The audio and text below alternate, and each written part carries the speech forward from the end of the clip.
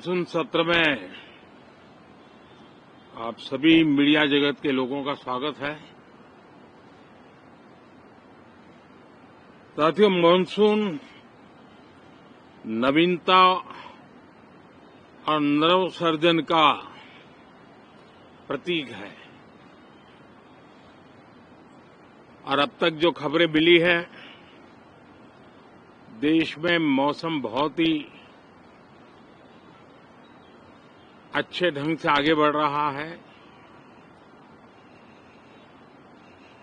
कृषि को लाभदायक मौसम की खबरें हैं और बारिश किसानों की अर्थव्यवस्था, देश की अर्थव्यवस्था, ग्रामीण अर्थव्यवस्था और इतना ही नहीं, हर परिवार की अर्थव्यवस्था में एक बहुत महत्वपूर्ण होता है।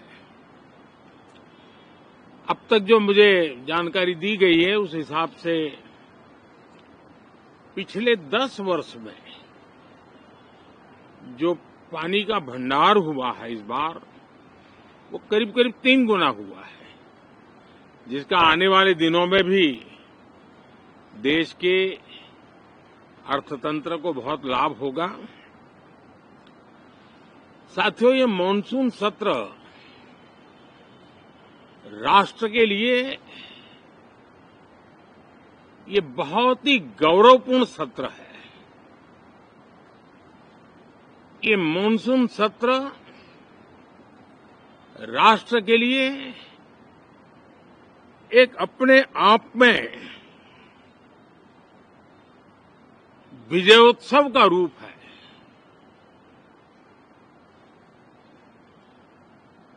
और जब मैं कहता हूं कि सत्र राष्ट्र गौरव और विजयोत्सव का सत्र है, तो सबसे पहले तो मैं पहली बार इंटरनेशनल स्पेस स्टेशन पर भारत का तिरंगा झंडा वहां लहराना, ये हर देशवासी के लिए गौरव की पल है। देश में साइंस टेक्नोलॉजी के प्रति, इनोवेशन के प्रति नया उमंग और उत्साह भरने वाली ये सफल यात्रा रही है और पूरे सांसद, लोकसभा राज्यसभा दोनों सदन देशवासी जिस गौरव का अनुभव कर रहे हैं, उसमें एक स्वर से जुड़ेंगे, एक स्वर से इसका यशगान होगा, जो भारत को अंतरिक्ष में नई ऊंचाइयां पर पहुंचाने वाले जो भावी कार्यक्रम हैं, उनके लिए भी प्रेरक बनेगा, प्रोत्साहक बनेगा। साथियों, ये मानसून सत्र एक विजयोत्सव है। पूरी दुनिया ने भारत की सैन्य शक्ति का, भारत के सैन्य के सामर्थ्य का रूप देखा है। ऑपरेशन सिंदूर में भारत की सेना ने जो लक्ष्य निर्धारित किया था, 100% अचीव किया। आतंकियों के आकाओं के घर में जाकर के 22 मिनट के भीतर भीतर ऑपरेशन सिंदूर के तहत उसको जमींदोज कर दिया गया। और मैंने बिहार की एक कार्यक्रम में इसकी घोषणा की थी जो हमारी सैन्य शक्ति ने बहुत ही कम समय में सिद्ध करके दिखा दिया, और इसमें मेड इन इंडिया सैन्य शक्ति का ये नया स्वरूप, इस पर भी दुनिया बहुत आकर्षित हुई है। इन दिनों विश्व के जिन जिन लोगों से मिलना होता है तो भारत के इस मेड इन इंडिया जो औजार तैयार हो रहे हैं, उसके प्रति दुनिया का आकर्षण बढ़ रहा है। मुझे विश्वास है कि जब सदन इस विजयोत्सव को एक स्वर में विजय के भाव से इस सत्र के दरमियान उन ओजस्वी तेजस्वी भावनाओं को प्रकट करेगा, तो भारत की सैन्य शक्ति को बल मिलेगा, प्रोत्साहन मिलेगा, देशवासियों को प्रेरणा मिलेगी, और सैन्य क्षेत्र में जो रिसर्च, इनोवेशन और मैन्युफैक्चरिंग हो रहे हैं, made in India defence equipment बन रहे हैं, उसको भी एक बल मिलेगा, और जो भारत के नौजवानों के लिए नए रोजगार के अवसर पैदा करेगा। साथियों,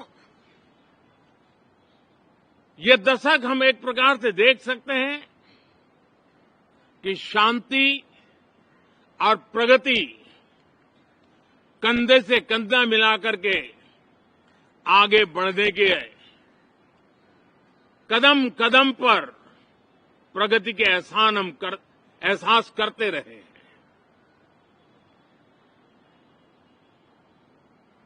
देश कई प्रकार की हिंसक वारदातों का शिकार रहा है, लंबे अरसे तक शिकार रहा है।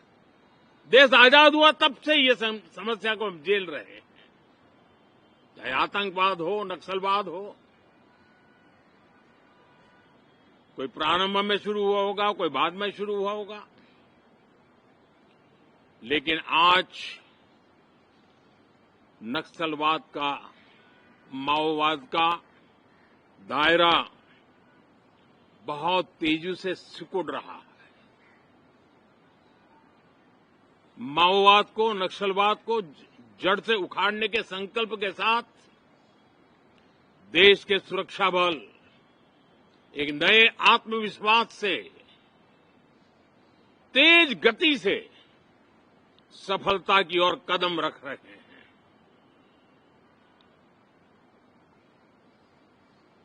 और मैं गर्व से कह सकता हूं,